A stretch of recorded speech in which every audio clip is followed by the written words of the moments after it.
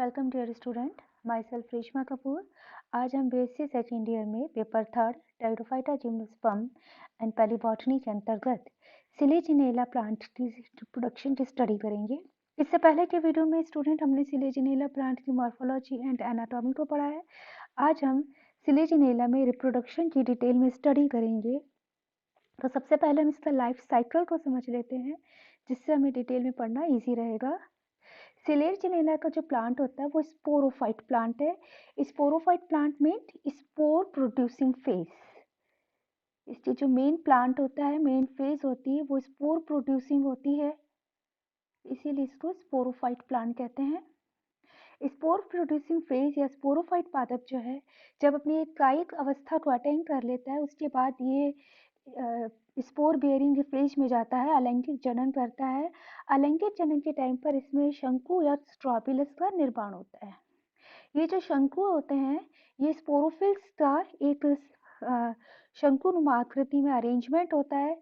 इस Selaginella plant में sporophylls दो प्रकार के होते हैं, microsporophylls and megasporophyll. Microsporophylls and मेगास्पोरोफिल्स।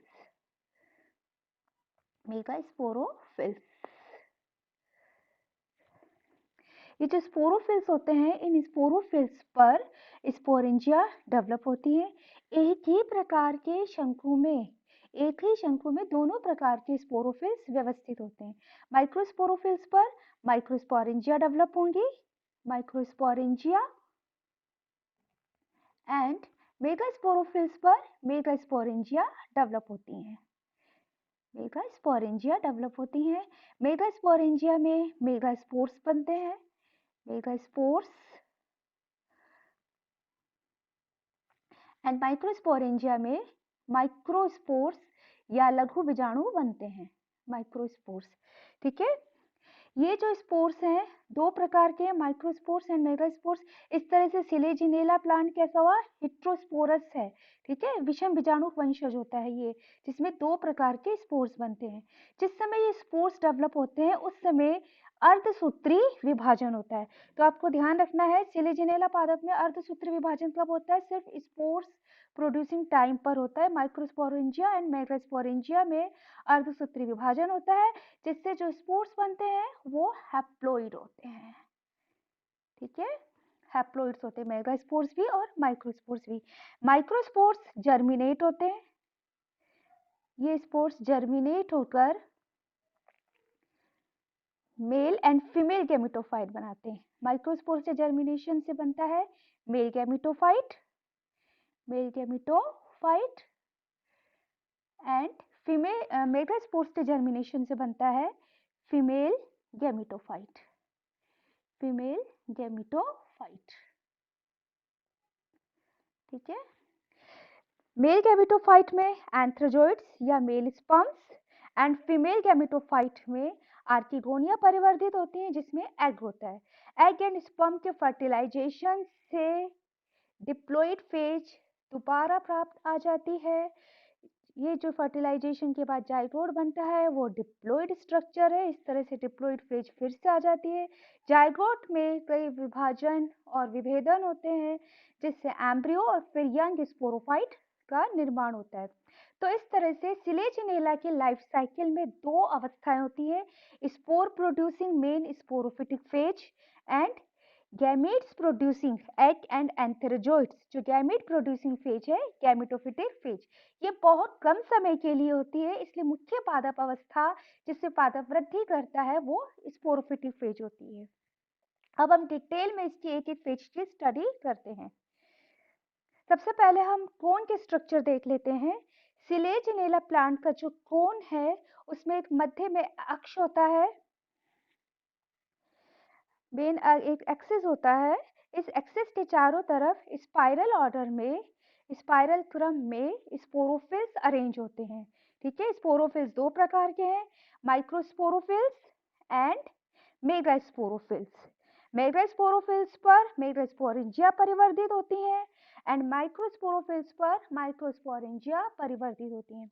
अब एक ही कोन में दोनों प्रकार के स्पोरोफिल होते हैं, ये आपको ध्यान रखना है, लेकिन इनकी व्यवस्था, इनका अरेंजमेंट अलग अलग हो सकता है।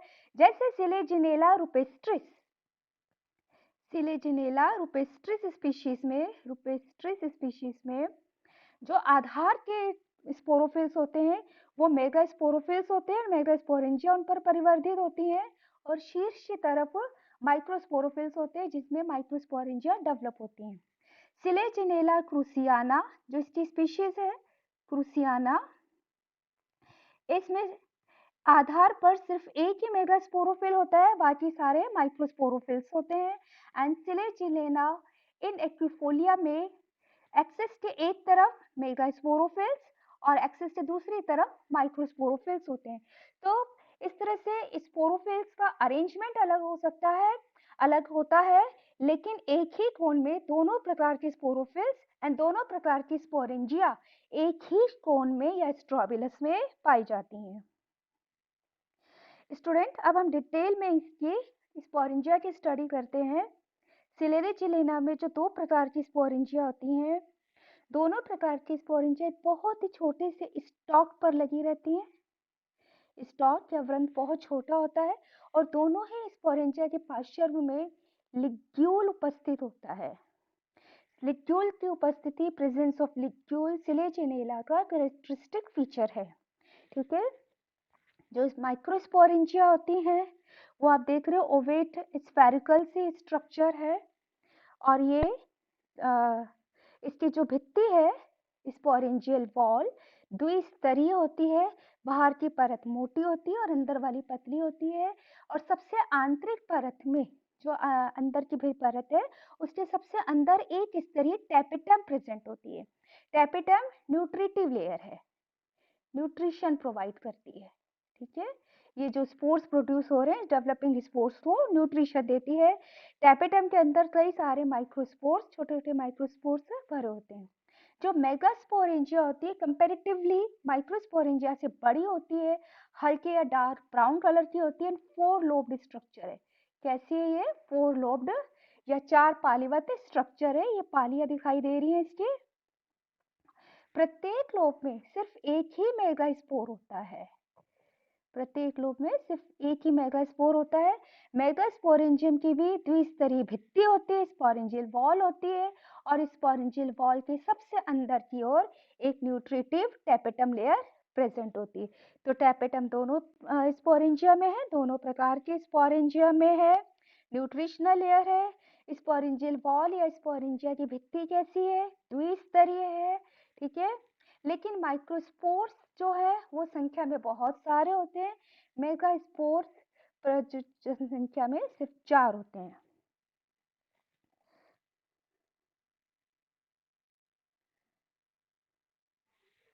अगर हम डेवलपमेंट देखें स्पोरेंजिया का, डेवलपमेंट ऑफ स्पोरेंजिया स्टूडेंट बहुत इंपॉर्टेंट होता है। स्पोरेंजिया का डेवलपमेंट पूछ लिया जाता है, तो स्पोरेंजिया का जो डेवलपमेंट है वो यू स्पोरेंजिएट टाइप का होता है। कैसा होता है? यू स्पोरेंजिएट टाइप का, यू स्पोरेंजिएट टाइप। ठीक है, यू स्पोरेंजिया टाइप का डेवलपमेंट होता है जिसमें ग्रुप ऑफ सेल से स्पोरेंजिया बनती है। तो जब ग्रुप ऑफ सेल से स्पोरेंजिया बनती है तो यू स्पोरेंजिया टाइप कहते हैं, और अगर सिर्फ एक ही कोशिका से, एक ही सेल से स्पोरेंजिया का, पूरी स्पोरेंजिया का विकास होगा तो उसे लेप्टोस्पोरेंजिया टाइप कहते हैं। ठीक है, तो यू स्पोरेंजिया टाइप का होता है स्पोरेंजियल इनिशियल, जिससे स्पोरेंजिया डेवलप होगी उसे स्पोरेंजियल इनिशियल कहते हैं। इस स्पोरेंजियल इनिशियल में फर्स्ट डिवीजन पेरिक्लाइनल, जिससे बाहर की ओर आउटर जैकेट इनिशियल बनती है, जो इसकी भित्ति बनाएगी, स्पोरेंजिया की वॉल बनाएगी, जैकेट इनिशियल, और अंदर वाली इनर आर्कीस्पोरियल सेल बनती है जिससे स्पोरोजिनस टिश्यू बनेगा, आर्कीस्पोरियल सेल। ठीक है, जैकेट इनिशियल जो इसमें पेरिक्लाइनल और एंटीक्लाइनल डिवीजन होते हैं जिससे 2 लेयर्ड जैकेट बनती है, 2 लेयर्ड जैकेट बनती है। ठीक है, और जो आर्कीस्पोरियल सेल है इसमें कई सारे डिवीजन्स होते हैं, मैनी डिवीजन्स होते हैं, जिससे स्पोरोजीनस मास बनता है। क्या बनता है? स्पोरोजीनस मास, बीजाणु जनन ऊतक, स्पोरोजीनस मास। इस स्पोरोजीनस मास की आउटर मोस्ट जो सेल्स हैं, आउटर मोस्ट सेल्स, वो टेपेटम का काम करती है। ठीक है, वो टेपेटम का काम करती है। और इनर वाला सारा मास एंड सेल्स, इनर जितनी भी सेल्स हैं, वो सेल्स जो है या मास जो है वो spores mother cells, spores mother cells कहलाता है, स्पोर्स मदर सेल्स। ठीक है, अब यहां तक दोनों प्रकार की स्पोरेंजिया में परिवर्तन समान प्रकार का चल रहा है, चाहे माइक्रोस्पोरेंजिया है या मेगा स्पोरेंजिया है। ठीक है, इस स्टूडेंट आपको इसमें ध्यान ये रखना है, कई बार ऑब्जेक्टिव में पूछ लिया जाता है कि टेपेटम का निर्माण किससे होता है। सिलिजिनेला में टेपेटम का निर्माण किससे होता है? तो टेपेटम का निर्माण जो है स्पोरोजिनस मास जो या स्पोरोजिनस टिश्यू जो है उसकी बाहरी कोशिकाओं से होता है। ठीक है, बाहर के स्तर की, जैकेट इनिशियल से नहीं होता। जैकेट इनिशियल सिर्फ 2 स्तरीय भित्ति बनाएगी, स्पोरेंजिया की वॉल बनाएगी। तो माइक्रोस्पोरेंजिया एंड मेगास्पोरेंजिया दोनों में यहाँ तक का परिवर्तन समान होता है, लेकिन जो माइक्रोस्पोरेंजिया में डेवलप होंगी उसमें क्या होता है, जितनी भी स्पोर्स मदर सेल हैं, एसएमसी हैं, सब लगभग सभी 90% तक स्पोर्स मदर सेल्स में अर्धसूत्री विभाजन होता है या मियोसिस होता है, और ये फिर सभी सेल्स माइक्रोस्पोर्स बनाती हैं। ठीक है, सभी सेल्स माइक्रोस्पोर्स बनाती हैं। लेकिन जो मेगास्पोरेंजिया में विकसित होंगी उसमें क्या होता है कि सिर्फ एक ही स्पोर मदर सेल फंक्शनल होती है। ठीक है, सिर्फ एक स्पोर मदर सेल फंक्शनल होती है, अदर जो है वो डीजनरेट हो जाती हैं और न्यूट्रिशन देने का काम करती है। जो functional megaspore mother cell होती है उसमें मियोसिस होता है, जिससे 4 मेगास्पोर्स बनते हैं। कितने मेगास्पोर्स बनते हैं? 4 मेगास्पोर्स बनते हैं। ठीक है, तो शुरुआत के कुछ जो स्टेप्स है, इनिशियल जो स्टेप्स है, उनमें तो मेगा स्पोरेंजिया और माइक्रोस्पोरेंजिया का डेवलपमेंट समान है, लेकिन बाद में सिर्फ यहाँ पर चेंज आता है। माइक्रोस्पोरेंजिया में सभी स्पोर्स मदर सेल्स जो है मियोसिस डिवीजन में जाएंगी और हैप्लॉइड माइक्रोस्पोर्स बनाएंगी। ठीक है, लेकिन मेगास्पोरेंजिया में क्या होता है, सिर्फ एक ही मेगास्पोर्स जो है मदर सेल जो है वो फंक्शनल होती है, अदर डीजनरेट्स हो जाती हैं। फंक्शनल स्पोर मदर सेल में मियोसिस होगा एंड उससे 4 मेगास्पोर्स बनेंगे। तो मियोसिस हो गया तो स्पोर्स कैसे हैं? हैप्लॉइड्स होते हैं। ये जो स्पोर्स होते हैं स्टूडेंट, ये स्पोर्स गैमेटोफिटिक जनरेशन की फर्स्ट सेल है। ठीक है, अगर हम स्ट्रक्चर देखें तो माइक्रो एंड मेगा स्पोर्स जो हैं द्विस्तरीय होते हैं। माइक्रोस्पोर्स में भी बाहर की भित्ति एक्साइन या बाह्य चोल, ठीक है, एक्साइन मोटी होती है, थिक होती है, और इंटाइन जो है वो पतली होती है, थिन लेयर होती है।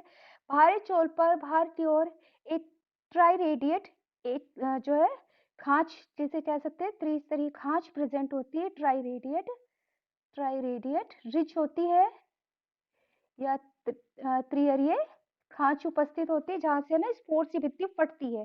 ठीक है, ऐसे ही मेगा स्पोर्स में भी होती है, लेकिन मेगा स्पोर अपेक्षाकृत रूप में साइज में बड़ा होता है, करीब 0.15 मिलीमीटर साइज का होता है। माइक्रोस्पोर से ये बड़ा होता है, लेकिन दोनों ही प्रकार के स्पोर्स में द्विस्तरीय होते हैं। बाहर की ओर बाहरी चोल या एक्साइन जो थिक होती है, जिस पर एक ट्राई रेडिएट रिज प्रेजेंट होती है, और अंदर की ओर इंटाइन होती है। एक न्यूक्लियस होता है, हैप्लॉइड न्यूक्लियस होता है, थोड़ा सा साइटोप्लाज्म प्रेजेंट होता है। स्पोर्स जो है वो गैमेटोफाइट की फर्स्ट सेल होते हैं।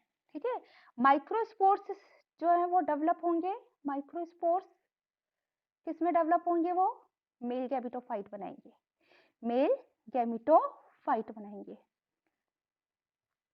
सिलेजिनेला में क्या होता है, जो माइक्रोस्पोर्स है माइक्रोस्पोरेंजिया में जब प्रेजेंट होते हैं तभी जर्मिनेट होना शुरू कर देते हैं। ठीक है, तो इनका जर्मिनेशन माइक्रोस्पोरेंजिया में रहते हुए ही within microsporangia germination start हो जाता है और जब गैमेटोफाइट 13 सेल्ड स्टेज में आ जाता है, 13 सेल्ड स्टेज 13 कोशी की अवस्था में, तब माइक्रोस्पोर्स माइक्रोस्पोरेंजिया से रिलीज होते हैं। तो ये आपको ध्यान रखना है कौन सी स्टेज में रिलीज होते हैं, 13 सेल्ड स्टेज में ये रिलीज होते हैं। माइक्रोस्पोर्स का जर्मिनेशन से मेल गैमेटोफाइट बनता है। अगर हम डेवलपमेंट देखें तो माइक्रोस्पोर में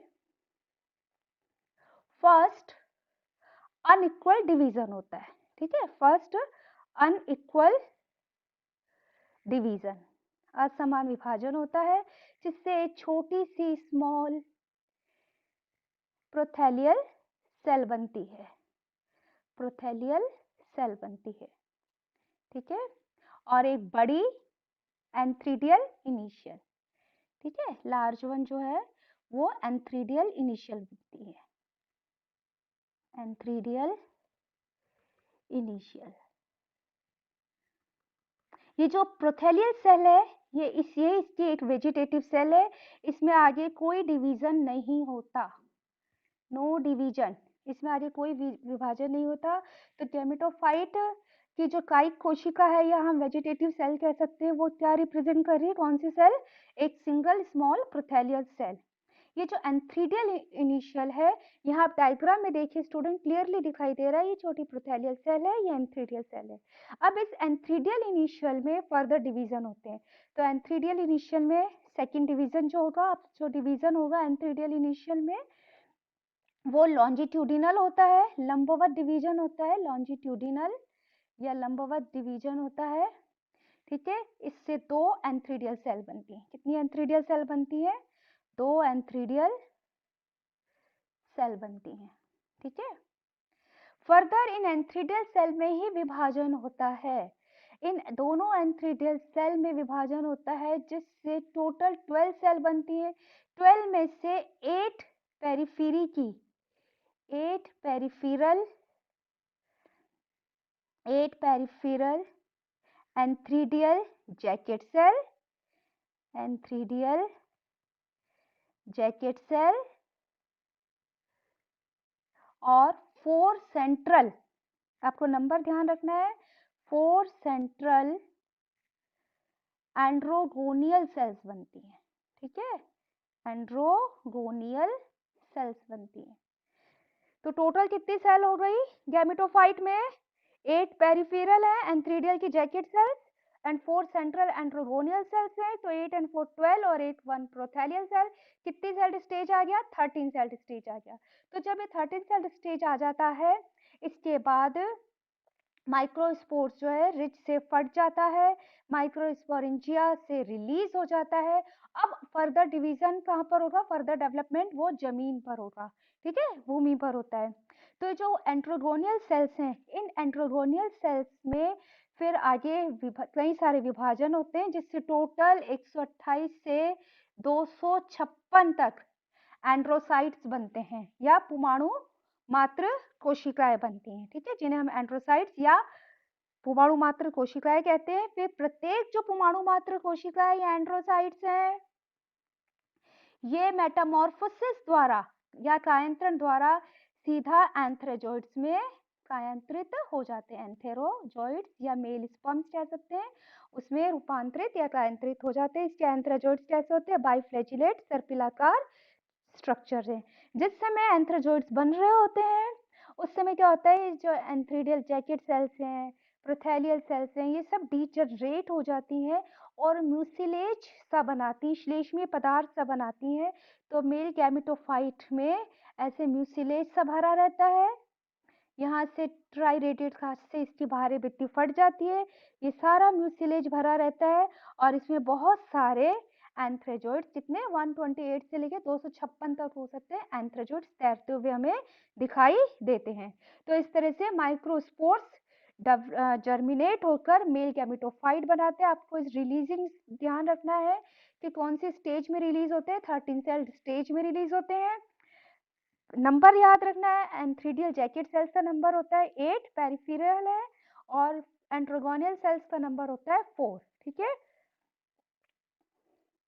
now development of female gametophyte. Female gametophyte की फर्स्ट सेल क्या कौन सी है? मेगास्पोर्स।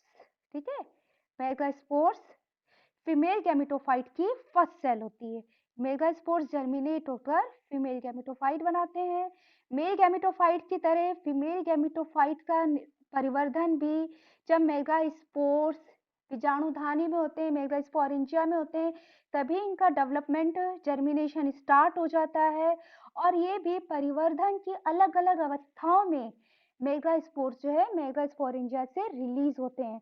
जैसे अगर हम सिलेजिनेला क्रूसियाना में देखें तो उसमें जब एक आर्टिगोनिया का डेवलपमेंट स्टार्ट हो जाता है तब मेगास्पोर्स रिलीज होते हैं। ठीक है, तो स्पीशीज टू स्पीशीज वेरी करता है मेगास्पोर्स का रिलीज होना, लाइक अ माइक्रोस्पोर्स। तो अगर हम मेगास्पोर्स का डेवलपमेंट देखें तो स्टूडेंट्स, मेगास्पोर्स में क्या होता है, इनिशियली क्या है, एक माइक्रोस्पोर, एक न्यूक्लियस है। ठीक है, इसका जो जीव द्रव्य होता है प्रोटोप्लाज्म, वो इंटाइन के चारों तरफ ऐसे एक पतली परत के रूप में व्यवस्थित हो जाता है। ठीक है, ये इसका न्यूक्लियस, और बीच में एक वैक्यूल बन जाती है। क्या बन जाती है? वैक्यूल बन जाती है। अब क्या होता है, न्यूक्लियस में फ्री न्यूक्लियर डिविजन्स होते हैं, कई सारे विभाजन होते हैं, जिसे हम कहते हैं मुक्त केंद्र की विभाजन या फ्री न्यूक्लियर डिविजन्स। तो उससे क्या होता है कि जो पतली सी परत बनी है प्रोटोप्लाज्म की, इसमें बहुत सारे केंद्रक बन जाते हैं।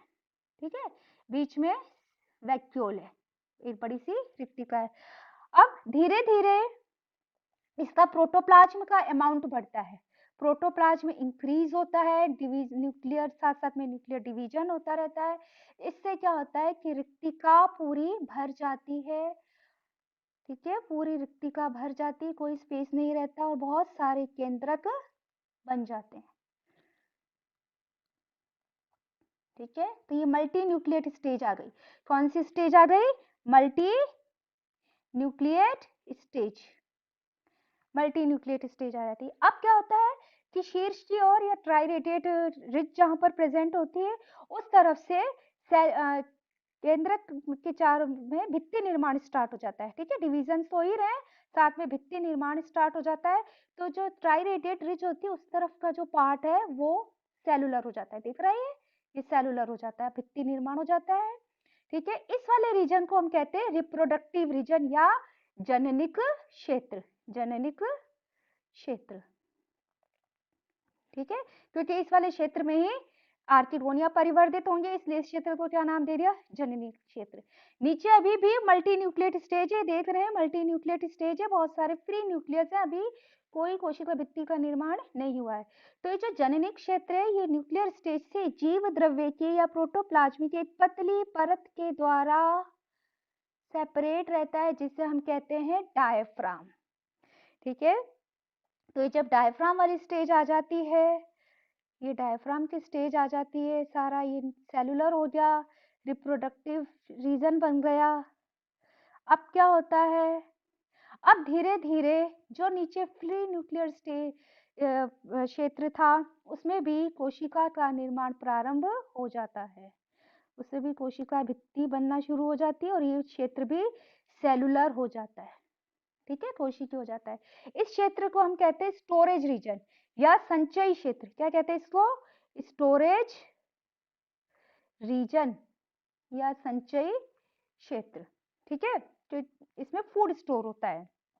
अब क्या होता है कि कुछ जातियों में तो इस स्टेज पर आकर रिलीज हो जाता है, लेकिन सिलेजिनेला क्रूसियाना में जब रिप्रोडक्टिव स्टेज में आर्किगोनिया डेवलप होंगी तब होता है। ठीक है, तो जो जननी क्षेत्र है इसकी जो सुपरफिशियल सेल्स होती है, पृष्ठ सरफेस की कोशिका है, वो आर्किगोनियल इनिशियल का काम करती है। यहाँ पर डायग्राम में देखिए आर्किगोनिया का डेवलपमेंट होता है, और जब आर्किगोनिया परिवर्तित हो जाती है तो जो भारी भित्ति बीजाणु की मेगास्पोर्स की जो भारी भित्ति वो फट जाती है। देखिए फट गई है, और जो जननी क्षेत्र एक्सपोज्ड हो जाता है। इस समय माइक्रोस्पोर्स रिलीज हो जाते हैं, सॉरी मेगास्पोर्स रिलीज हो जाते हैं, अब जमीन पर गिरते हैं। इसी की जमीन पर जब गिरते हैं तो कुछ कोशिकाओं से राइजोइड्स भी डेवलप हो जाते हैं, जिससे मेगास्पोर्स भूमि पर या जमीन पर अटैच हो सकता है। ठीक है, ऐसे भी प्रमाण है स्टूडेंट, जो इसके जननी क्षेत्र है उसमें क्लोरोफिल पाया जाता है, क्लोरोफिल परिवर्धित हो जाता है। ठीक है, तो ये आपको ध्यान रखना है। ऑब्जेक्टिव में कई बार पूछ लिया जाता है किसके गैमेटोफाइट ऐसा है जिसके गैमेटोफाइट में क्लोरोफिल प्रेजेंट होता है, तो सिलेजिनेला का फीमेल गैमेटोफाइट है जिसमें क्लोरोफिल प्रेजेंट होता है। ठीक है, अब जो सुपरफिशियल सेल है जो आर्चिगोनियल इनिशियल की तरह काम करती है, उससे आर्चिगोनिया डेवलप होगी। अब हम देखते हैं कि आर्चिगोनिया का विकास कैसे होता है और आर्चिगोनिया की स्ट्रक्चर कैसी है। ठीक है, आर्चिगोनिया का विकास आर्चिगोनियल इनिशियल से होता है।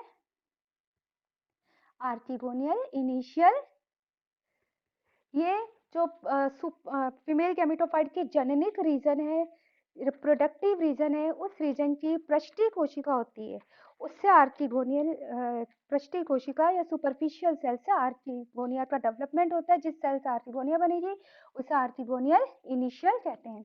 इस आर्चिगोनियल इनिशियल में पेरिक्लाइनल डिवीजन होता है जिससे बाहर की ओर आउटर प्राइमरी कवर सेल और इनर सेंट्रल सेल बनती है। ठीक है, इनर सेंट्रल सेल बनती है। जो प्राइमरी कवर सेल में इसमें 2 वर्टिकल डिविजन्स होते हैं। ठीक है, means perpendicular to each other, 2 उदग्र विभाजन होते हैं जिससे 4 नेक इनिशियल्स बनती हैं। नेक इनिशियल्स, जिससे नेक बनेगी। इन 4 नेक इनिशियल्स में अनुप्रस्थ विभाजन या ट्रांसफर डिवीजन होने से नेक या आर्चिगोनिया की ग्रीवा का निर्माण होता है। ठीक है, ये जो सेंट्रल सेल है, इस सेंट्रल सेल में परिणत या पेरिक्लाइनल डिवीजन होगा जिससे बाहर की ओर outer one primary canal cell and inner primary ventral cell बनेगी। ठीक है, प्राइमरी वेंट्रल सेल बनेगी। जो प्राइमरी केनाल सेल है इसमें फर्दर डिवीजन नहीं होता, नो डिवीजन, यही नेक केनाल सेल का फंक्शन करती है। ठीक है, नेक केनाल सेल, जिसे एनसीसी लिखा है, नेक केनाल सेल के रूप में काम करती है। प्राइमरी वेंट्रल सेल में इसमें अनुप्रस्थ विभाजन होता है जिससे छोटी वेंट्रल केनाल सेल और एक बड़ी एग सेल बनती है। ठीक है, अगर हम आर्चिगोनिया के स्ट्रक्चर देखें तो आर्चिगोनिया बहुत ही छोटी नेक होती है, इसकी फ्लास्क स्ट्रक्चर है जिसमें बेस का फूला हुआ भाग वेंटर, ये वेंटर और ये इसका छोटी सी नेक। ठीक है, जो 4 नेक इनिशियल से बनी हुई है। इसके अंदर एक ही नेक कैनाल सेल होती है, ये नेक कैनाल सेल, ये छोटी सी वेंट्रल कैनाल सेल और ये एक्स सेल। ठीक है, ये एक्स, ये वेंट्रल कैनाल सेल और ये इसका neck canal cell. Now fertilization, fertilization में क्या होता है कि जिस समय एग बन जाता है, एंथ्रोजोइड्स मैच्योर हो जाते हैं, एग फुली मैच्योर हो जाता है, तो जो नेक कैनाल सेल है एंड वेंट्रल कैनाल सेल है वो डिजेनरेट हो जाती है, श्लेष्मी म्यूसिलेज सा पदार्थ बना लेती हैं जिसमें जो है एंथ्रोजोइड्स वाटर ड्रॉपलेट में ओस की बूंदों में स्विम करते हुए आते हैं और उसमें धंस जाते हैं और एक एंथ्रोजोइड एग के साथ में फ्यूज होकर डिप्लॉइड जाइगोट बना लेता है। एक डिप्लॉइड सेल बन जाती है जिसे हम जाइगोट कहते हैं। एंथ्रोजोइड हैप्लॉइड है, जाइगोट हो गया डिप्लॉइड। तो ये किसमें हो रहा है, ये आर्चिगोनिया में ही हो रहा है ना, फीमेल गैमेटोफाइट में। एक जाइगोट में अब आगे विभाजन होगा, विभेदन होगा जिससे एम्ब्रियो बनेगा, एम्ब्रियो बनता है। तो अब इसमें आपको ये ध्यान रखना है स्टूडेंट, जब जाइगोट में विभाजन होता है तो फर्स्ट जो डिवीजन होता है, जैसे सपोज ये आर्चिगोनिया है, ये जाइगोट है। ठीक है, जाइगोट में जो प्रथम विभाजन है कौन सा है, अनुप्रस्थ विभाजन है। ठीक है, जिससे ऊपर की ओर एपिबेसल, ये एपिबेसल सेल नेक की ओर जो सेल बन रही है ना बाहर की ओर, वो एपीबेसल सेल है, ठीक है। और नीचे की ओर हाइपोबेसल सेल बनती है, हाइपोबेसल सेल। जो एपीबेसल सेल है, इसकी एपीबेसल सेल होती है सस्पेंसर सेल, ठीक है, इससे सस्पेंसर बनता है। और हाइपोबेसल सेल एम्ब्रियोनल सेल कहलाती है, एम्ब्रियोनल सेल कहलाती है, ठीक है। एम्ब्रियोनल सेल से ही पूरा का पूरा एम्ब्रियो डेवलप होगा। तो अब यहाँ पर आपको ये भी ध्यान रखना है, एम्ब्रियो का डेवलपमेंट कौन से सेल से होता है? हाइपोबेसल एम्ब्रियोनल सेल से होता है ना। एपीबेसल सेल नेक की ओर है, ये जो सेल है, इस सेल में इसको हम सस्पेंसर सेल कहते हैं, इससे सस्पेंसर बनता है। सस्पेंसर एक ट्यूब लाइक लंबी सी स्ट्रक्चर होती है, जिसका मेन काम क्या होता है? डेवलपिंग एम्ब्रियो को फीमेल गैमेटोफाइट में धकेलना, जिससे न्यूट्रिशन मिलता है उसको, ठीक है, न्यूट्रिशन लेने में इजी हो रहता है। तो ये जो एम्ब्रियोनल सेल है, इसी में फर्दर डिवीजन होते हैं, जिससे पूरा एम्ब्रियो डेवलप होता है। अगर हम एम्ब्रियो को देखें तो एक एम्ब्रियो में बड़ा सा फुट होता है, मासिव स्ट्रक्चर होती है, जिससे फुट कहते हैं। ये फुट भोजन के अवशोषण में सहायता करता है, ठीक है। इस फुट की डॉर्सल सरफेस पर रूट इनिशियल्स होते हैं, ये डॉर्सल सरफेस पर की सेल है, इस पर रूट इनिशियल होते हैं, जिससे आगे रूट बनेंगी। और इसके अपोजिट शूट इनिशियल होते हैं, जिससे स्टेम बनेगा, ठीक है। इस शूट इनिशियल के दोनों पार्श्वों में दो कोटिलीडोनरी लीव्स या लीफ इनिशियल्स होते हैं, ठीक है। तो जो रूट इनिशियल्स होते हैं, जब ये एम्ब्रियो डेवलप हो जाता है, रूट इनिशियल सेल से राइजोफोर बनता है। क्या बनता है? पहले राइजोफोर बनता है, ठीक है। इस राइजोफोर के एपिकल सेल से या एपेक्स वाली सेल से, एपिकल सेल से फिर रूट्स डेवलप होती है। जैसे ही रूट्स डेवलप हो जाती हैं, जो एम्ब्रियो है वो जमीन पे, भूमि पे स्थापित हो जाता है, ठीक है। और शूट इनिशियल से स्टेम और लीव्स वगैरह बनना स्टार्ट हो जाती हैं। और जो स्पोरोफाइट है वो फीमेल गैमेटोफाइट से स्वतंत्र हो जाता है और मैच्योर गैमेटोफाइट में अपना परिवर्धन और विकास प्रारंभ करता है। तो इस तरह से सिलेजिनेला में जनन होता है, जनन में अलैंगिक जनन और बाद में लैंगिक जनन होता है। स्टूडेंट, आपको सिलेजिनेला लाइफ साइकिल का लीनियर प्रेजेंटेशन करना आना चाहिए। जब भी आपसे लाइफ साइकिल पूछी जाए तो लाइफ साइकिल को रेखीय चित्रण करना आना जरूरी है। हम रेखीय चित्रण देखते हैं कैसे। सिलेजिनेला का मेन पादप है स्पोरोफाइट, डिप्लॉइड पादप है। ये स्पोरोफाइट पादप स्ट्रोबिलस धारण करता है या शंकु स्ट्रोबिलस धारण करता है। स्ट्रोबिलस में दो प्रकार के स्पोरोफिल्स होते हैं, microsporophyll, microsporophyll and megasporophyll, megasporophyll. ये डिप्लॉइड है, तो माइक्रो एंड मेगास्पोरोफिल भी कैसे हुए? डिप्लॉइड स्ट्रक्चर हुए। माइक्रोस्पोरोफिल पर माइक्रोस्पोरेंजिया डेवलप होती है, microsporangia which is diploid, and मेगास्पोरोफिल्स पर मेगास्पोरेंजिया डेवलप होती हैं, megasporangia which is also diploid, ठीक है। अब माइक्रोस्पोरेंजिया एंड मेगास्पोरेंजिया में मियोसिस या अर्धसूत्री विभाजन, जिससे माइक्रोस्पोर्स एंड मेगास्पोर्स बनते हैं, मेगास्पोर्स, ठीक है। ये डिप्लॉइड थे, अर्धसूत्री विभाजन हो गया, तो अर्धसूत्री विभाजन के फलस्वरूप ये कैसे हो गए? हैप्लॉइड। तो यहाँ से इसकी सेकेंड फेज हैप्लॉन्टिक या गैमेटोफिटिक फेज स्टार्ट होती है। माइक्रोस्पोर्स एंड मेगास्पोर्स दोनों जर्मिनेट होते हैं, इनमें जर्मिनेशन होता है, जर्मिनेट होकर ये male gametophyte and female gametophyte बनाएंगे, फीमेल गैमेटोफाइट बनाते हैं, ठीक है। मेल गैमेटोफाइट में एंथ्रीडिया डेवलप होती हैं, एंथ्रीडिया विच इज हैप्लॉइड, क्योंकि मेल गैमेटोफाइट कैसा है? हैप्लॉइड है। फीमेल गैमेटोफाइट में आर्किगोनिया डेवलप होती है, आर्किगोनिया, ये भी हैप्लॉइड है। आर्किगोनिया में एग, एंथ्रेइडिया में एंथ्रोजोइट्स या पुमाणु एंथेरोजोइट्स। ठीक है, एग एंड एंथेरोजोइट्स में